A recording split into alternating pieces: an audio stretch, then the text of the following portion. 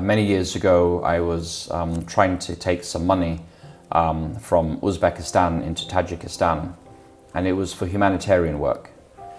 And I was carrying a large sum of money. It was almost 200,000 US dollars, and it was in my my work bag, my suitcase, and my briefcase. And so I had to cross the border, but I knew that if I crossed the border and declared the money, they would take it from me, and I wouldn't get the money in.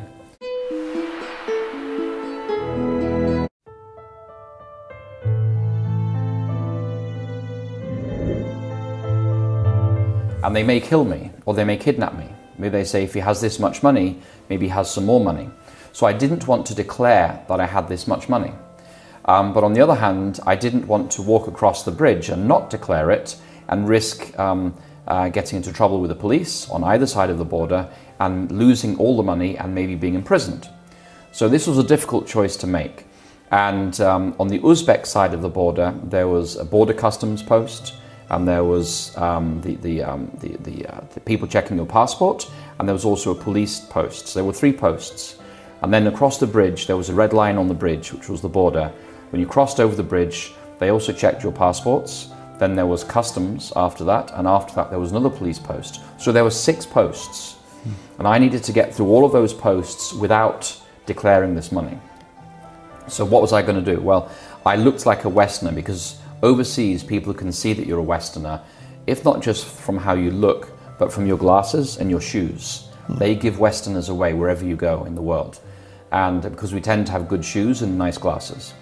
And so I realized if they look at me, they'll know I'm a foreigner and they're going to stop me. They're going to like shake me down for money. So I said, I offered up a prayer and said, "Dear Lord, I need to cross this bridge. I don't want to lose the money. I don't want to be kidnapped. I don't want to be put in prison. So I need you to help me here." And at that moment, this little old man stood at my left elbow. And he was an old man. His face was all full of creases from working in the sun all day. And he looked like a cotton farmer. And he had a Muslim prayer hat on his head, and he had a black cotton jacket on all the way down to the ground. And he looked at me and he said in perfect English, he said, "Would you like to cross the bridge?" And I never thought, how does this man know such perfect English? But I said, "Yes, please." And he said, "Well, take my arm and just walk with me." And he said, "Don't look at anybody, just look to the ground."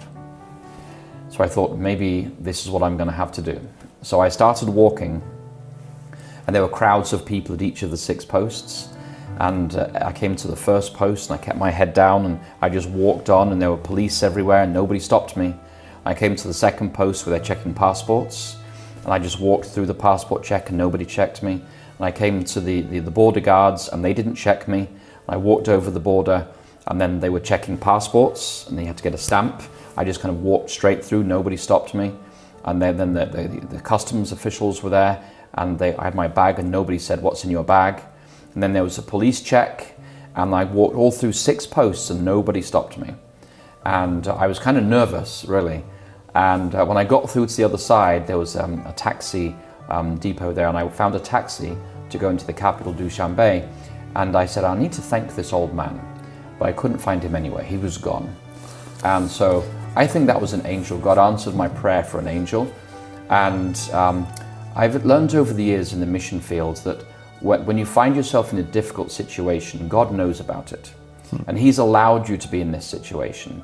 And so just like Paul and Silas in prison in Philippi, in the book of Acts, they were praising God while they were sitting in prison, because they knew that God is in control.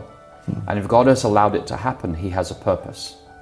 And if my eternal future is secure, and I know that I have the promise of eternal life, what am I going to be worried about?